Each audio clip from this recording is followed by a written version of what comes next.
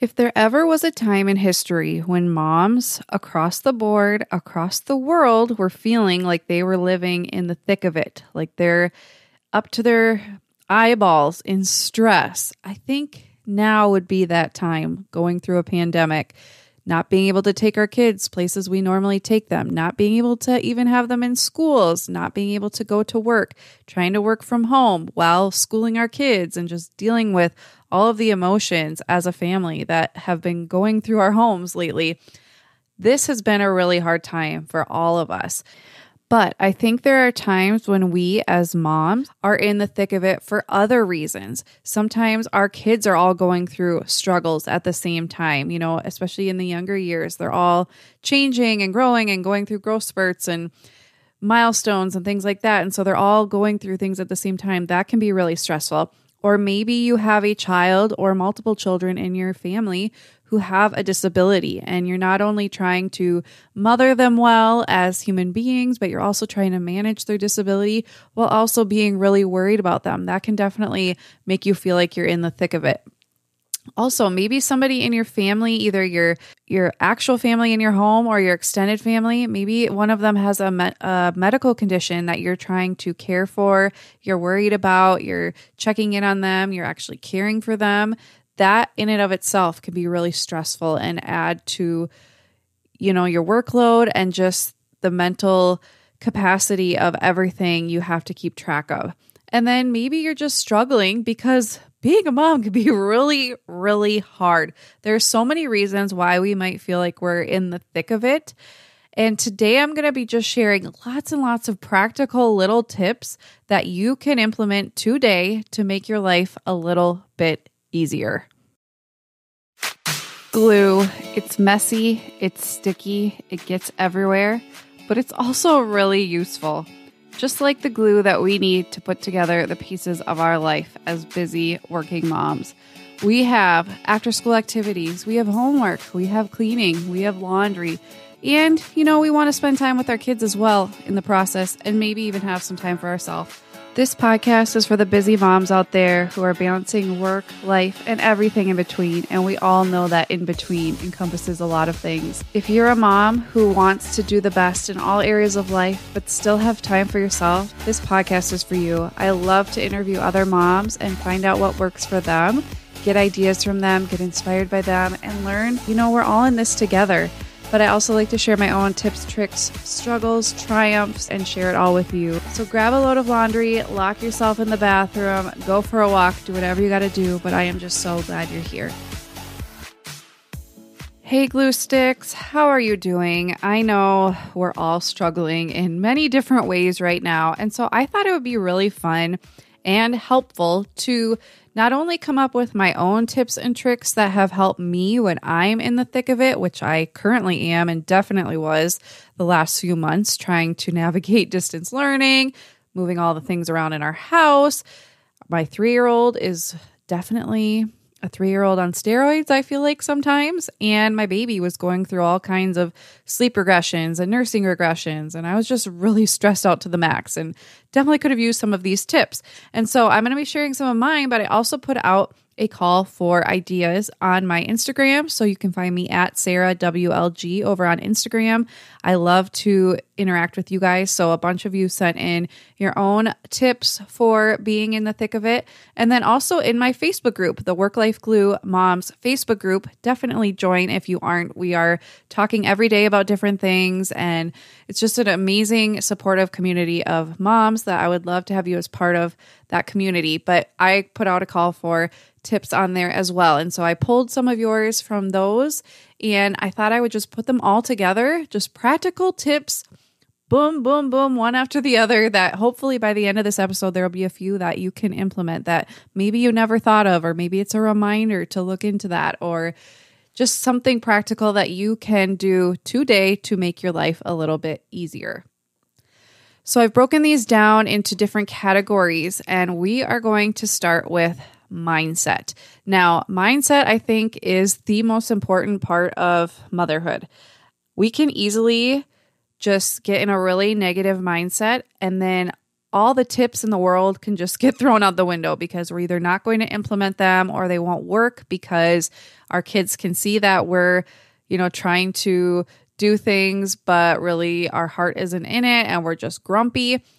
That, grumpiness will multiply in your home. There's a saying, if mama ain't happy, ain't nobody happy. So if we are happy, that can spread too. So we really, as moms, set the tone for our family. And I think if we can get our mindset right, it can really change the whole course of the day. And it's honestly easier said than done in some ways, but also kind of is easy if we just take a step back and smile, say a prayer, do some of these tips. It can really make the world of a difference. So the first tip I have was to come up, with a gratitude journal or a grateful jar. So maybe you already have a gratitude journal that you write in every day. Everybody says it's so important. It's a kind of like the root of happiness is being grateful. So I think it's really important to have a practice that you do every day where you're being grateful. But I think in the moment when we're going down a negative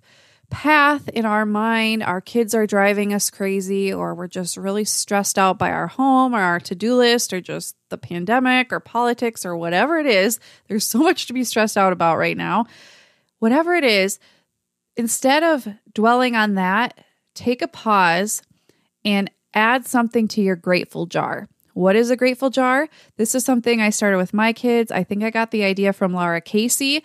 And basically, you just have a jar, very inexpensive, and you have some strips of paper and a pen next to the jar. And whenever you want, you can write down something you're grateful for and put it in the jar.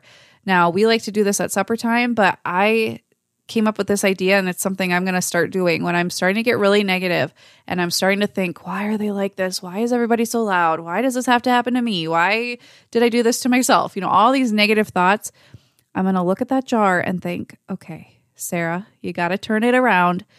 There's so much to be grateful for. Write 1 to 3 things down, put it in the jar, and try to dwell on those. We can choose to dwell on negative things, or we can choose to dwell on positive things. And I want to, as a mom, choose to dwell on the positive. Our kids are only young once. We only get to go through this experience every single day with our kids, that particular day once. And so let's try to inject gratitude instead of resentment and contempt and things like that don't feel good. Let's try to channel it in a better way. So have a gratitude journal and a grateful jar.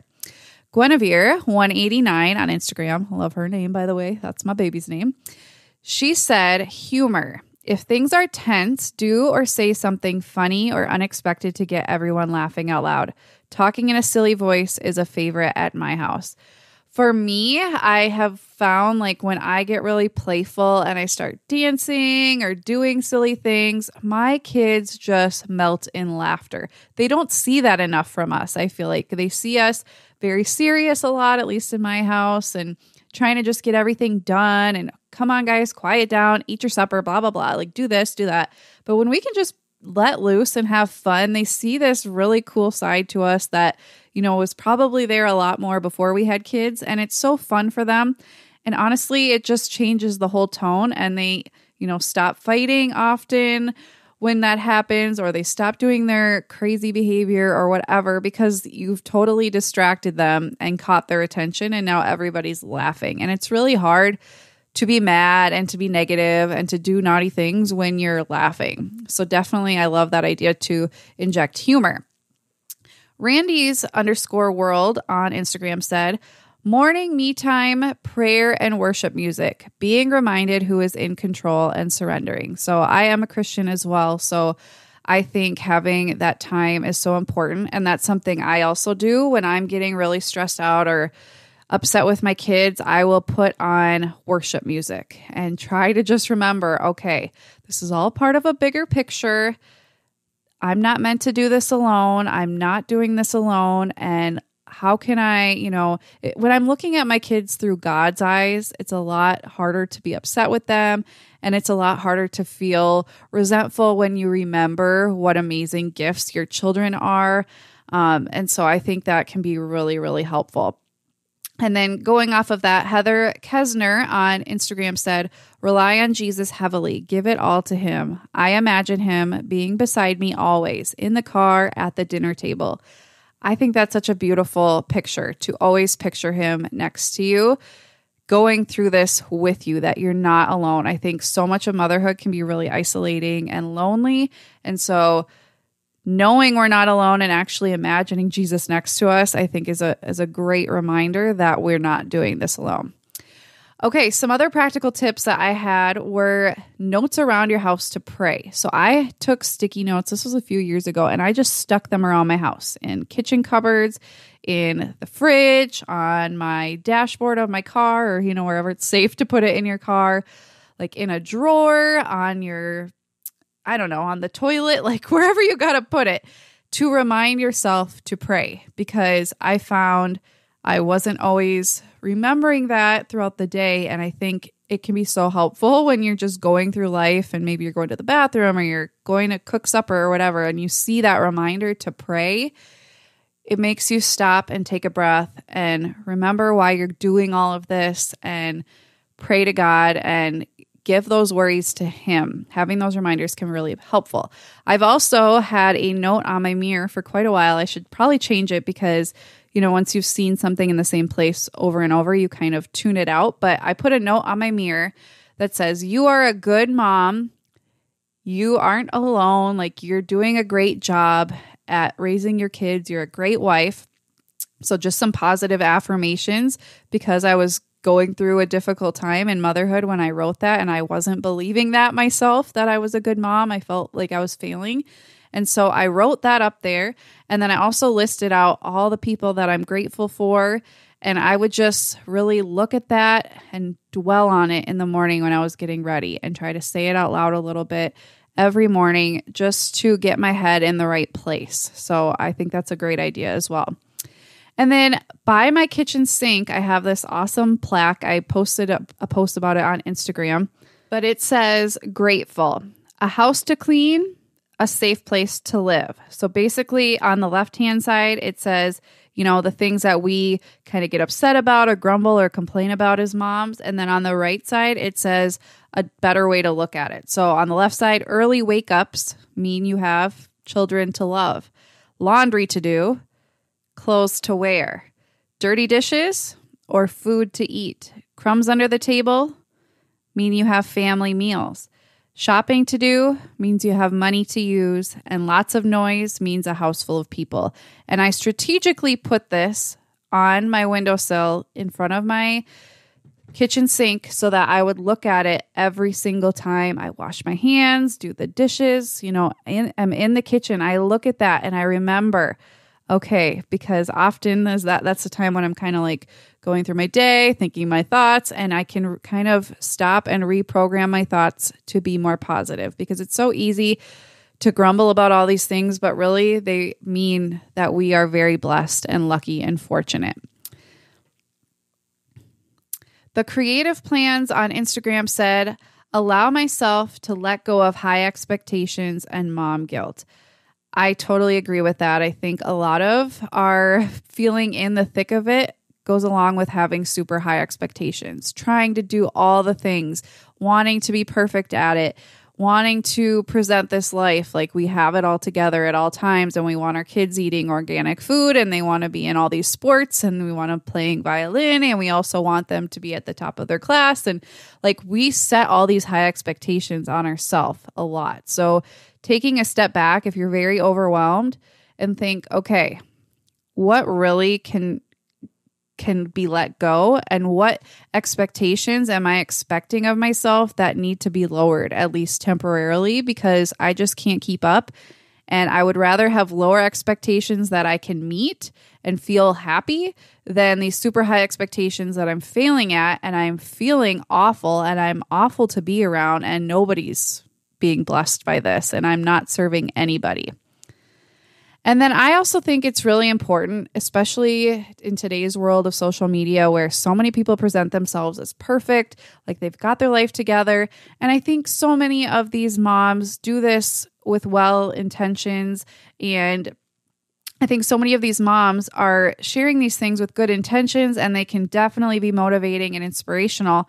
But I think on the flip side, it can also make us feel less than and imperfect and like we're failing, because I don't set up all these things for my kids to do all the time, or my kitchen doesn't look like that, or I'm not that thin and I don't get to work out that much, or I'm too busy to do this, that, or the other thing. And it just leads us down a bad path. So I know a lot of people recommend unfollowing those accounts, and definitely if you feel you need to do that, go right ahead. But I think it's also important to replace those with some accounts that actually are realistic, that poke fun at the hard parts of motherhood, that make you laugh. Because I think when we can replace it with that, it helps us see like, okay, I'm not the only one struggling. Like, I'm not the only one who has kids who drive me crazy, but I love them unconditionally. I'm not the only one struggling with mental health issues or kids with disabilities or ill family members or whatever. If you find accounts that are realistic about it and even bring humor to it, it just adds light to your day and makes you feel less alone instead of feeling super alone by seeing all these perfect accounts, if that makes sense. Moving on to cleaning and cooking, a huge source of stress for most moms out there. So obviously, if you can outsource your cleaning, outsource your cooking in some ways, like doing a meal service that sends your meals to you and you just prep them and cook them, or even pre-made meals if you can. And cleaning, of course, if you can hire somebody to come clean your house, do it. But I know that not all of us are in that position. Not everybody can afford it, or we have different goals and we're trying to put our money toward other things. So if you can't outsource, I think try to be creative. So this is something I love doing. I love looking at the problems of my life and thinking, okay, if I can't pay somebody to do this for me, how can I get creative and find a solution that will make this work in my current life the way it is right now without adding a lot of stress? So for us, cleaning was becoming a huge source of stress. We've now hired our cleaner back because I was totally in the thick of it and I was like, okay, something's got to give. And so that's what we implemented. But before that, when I wasn't doing the distance learning and all of that on top of it, but was still pretty stressed with a newborn, we decided to have our movie nights on Friday nights become our cleaning nights. So our kids still would watch a movie on Friday nights, but we would take that time to run around the house like crazy people and clean. And this was just nice because, first of all, it gave my kids something to do that wasn't getting in the way. And, cleaning with them can be helpful and great sometimes, but sometimes it stresses me out. And so this allowed them to be doing something while we could be focusing on cleaning. Also, it's scheduled, it's routine, so it's a lot easier to make sure you do it because it's just part of your weekly routine. I love that it was always done Friday night, so we got to enjoy the clean house on the weekends. And it just was a great way to fit it in a time that we already had accounted for, but I'm not really missing out on anything. Like, yes, it's great to watch a movie with your kids, but I've noticed my kids don't even notice if I'm in there with them. They're just so engrossed in the movie. So, eventually we'll probably have family movie nights where we all are really interested in the movie and we could discuss and things like that. But it's okay to let them watch a movie and to do something else. So that is something that we started doing. You could also have one night a week where you take the kids and let your spouse or significant other go do the things that they need to do, oil changes, dentist appointments, whatever it is, or clean the grill, or, all those things that add up that you feel like you don't have time to do. Let them have a night to do their stuff, and then they will watch the kids a different night of the week, and you will do your thing. So you'll clean, or you'll batch cook for freezer meals, or you will call your friend or call your grandma, whatever it is. You can do what you feel like will take the load off of you on that night so that you're catching up a little bit. I think this is really helpful because I know for us, like, nights are a blur. We do have some great moments, but it also is just like going through the motions until bedtime. And it's totally okay to be away from your kids one night a week and your spouse or significant other to do the same. And then the nights when they're gone, maybe you can have like that special time with your kids and plan like a game night with them, just you and your kids, or make it fun so it's special and it's not just like, okay, now you're stuck with me and now you're going to be with dad or whatever. Make it special and make it a fun thing that your family does so that you can each have time to get stuff done. If you can't afford a meal service that sends you meals, instead, you could sign up for something similar like 5 dinners, 1 hour. I have used this a lot over the years. I will have a link in the show notes to this one. But basically, it's set up. It's a website. They have printables. It's always changing every month. And you can pick the recipes that you want to do. And it prints out exactly what you need for that recipe. So your grocery list is right there, which is awesome. And then it tells you exactly what to do to prep those recipes. You stick them in the fridge, and then it makes cooking at night so much easier. So you do all the prep work. Sometimes you're putting together a whole casserole ahead of time. You're chopping vegetables. You're getting stuff marinated and all that just to put in the crock pot on a different day or whatever, depending on the recipe. And it just saves you so much time. So that 1 hour on the weekend saves you so much time throughout the week, and it helps you to not have to figure out what you're making and what ingredients you need. It's all done for you. So that can be a great resource for when you're in the thick of it, especially on those weeknights can be so busy. You just spend that 1 hour and it saves you so much time. Another idea that I've recently started doing to help myself in the morning so that I can be serving my kids more nutritious breakfast, but so that I don't have to be cooking or spending a lot of time in the mornings actually cooking.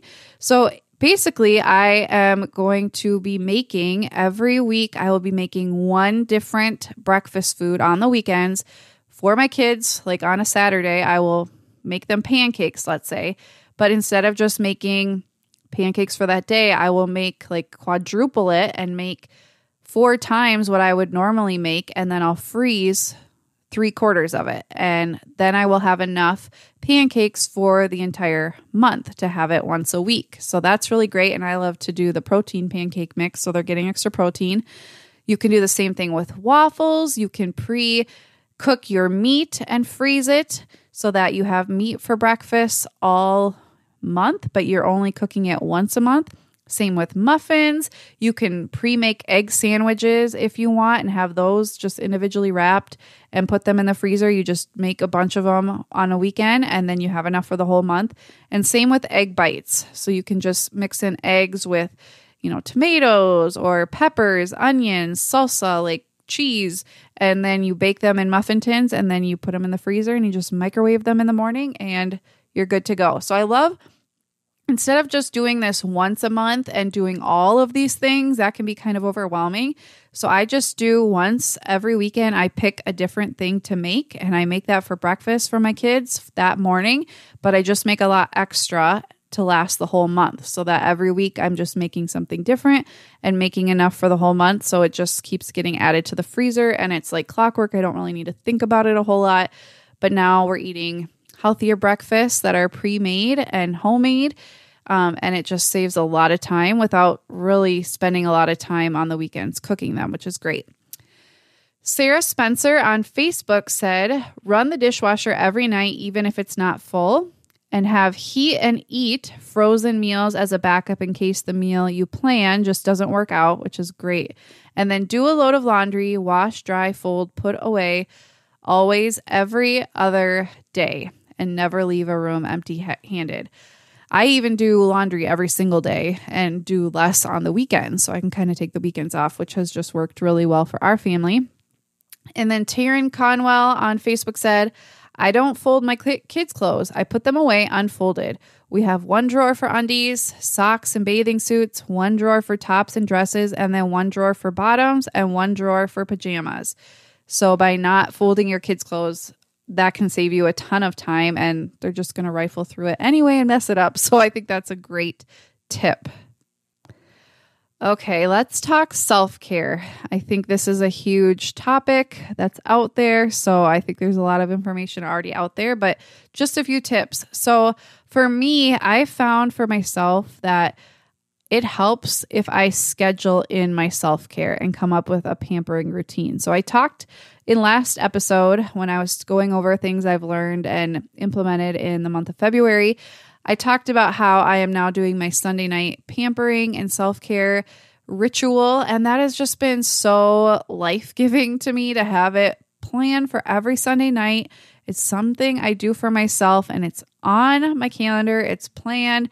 I can look forward to it, and I know when it's happening, because I think as moms, it's so easy to just spend all this time getting things done and helping everybody else and caring for everybody else that we forget about ourselves. So I don't think self-care is just naturally going to happen for us. It helps a lot to schedule it in.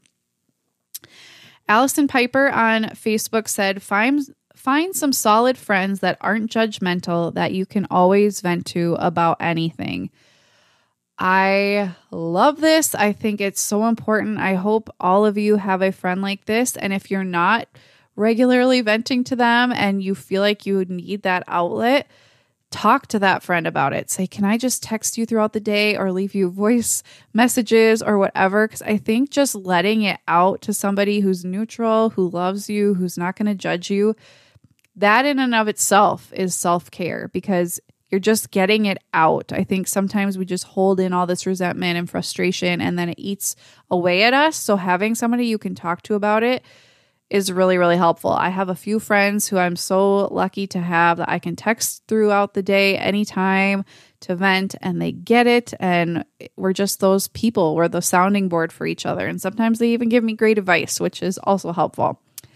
Another thing I think is really helpful, because I am an introvert and I'm not one to just randomly call up my friends, I think it can be really helpful for your friends that you don't see very often to schedule phone calls with them. I think this is great self-care, because you're caring for yourself by caring for your relationships, because they mean a lot to you. And I think friendships, especially as moms, are so critical, and just there's such a lifeline for me, and I know for a lot of moms, to have those relationships with friends, because we give so much of ourselves, and so often we cannot even feel like women or people anymore. We just feel like these milk machines or butt wiping machines or tantrum avoiding people, that we don't even feel like real well-rounded human beings anymore. So having friends to talk to and just be around and commiserate with and enjoy life together with can just give back to them, but also give back to yourself, because you feel like a human again. You have actual conversations that aren't always about kids. You can laugh, and it's just so wonderful. So I think scheduling the phone calls, though, can be really helpful, especially for you introverts out there. Mrs._Hittifer on Instagram said, slow down and breathe. Be extra intentional about self-care in these moments. I think that's so good. I think also just making sure you're not over scheduling yourself. I know that's something I definitely did recently by trying to switch all the rooms around in our house, all the bedrooms.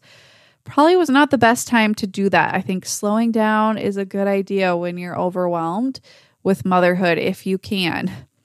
And then Zissy Kulchitsky on Facebook said, wireless headphones. They block out noise, and also the music can calm you down and energize you.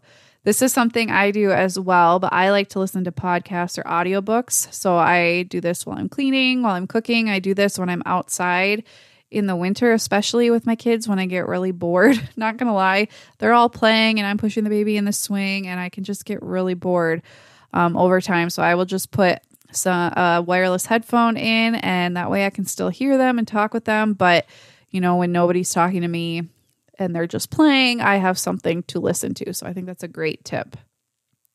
And then lastly, parenting. So a lot of us feel like we're in the thick of it because parenting is so hard. So I'm not going to go into like all these tips for dealing with tantrums or, specific parenting tips for children, but I'm going to share a few things that I think are just helpful in general, no matter what kind of parenting issues you're facing.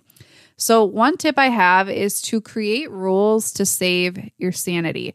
So if you're finding that you're really stressed out about some part of motherhood, maybe it's a part of the day you're really stressed out, or kids aren't listening in this one part of the day, or supper's really stressful, or the kids keep getting up super early and it's driving you crazy, try to create a rule about that thing to save your sanity. And now this may seem obvious, but I think there are lots of things that we just kind of let happen, or we have rules like be kind, or, we don't talk a certain way at the dinner table or what have you, but we don't have like a specific rule that the kids have to follow. So just to make sense, I'm going to share a couple examples. So for us, obviously, we want our kids to not get up at the crack of dawn, but instead of just getting upset with them and, having punishments or a sticker chart or something for staying in bed until a certain time, we actually got the okay to wait clocks and said the new rule is you stay in your room until 6, or now it is 6:10. And that is our rule. We don't budge from it. You stay in your room until that time. So we created a rule to help save our sanity.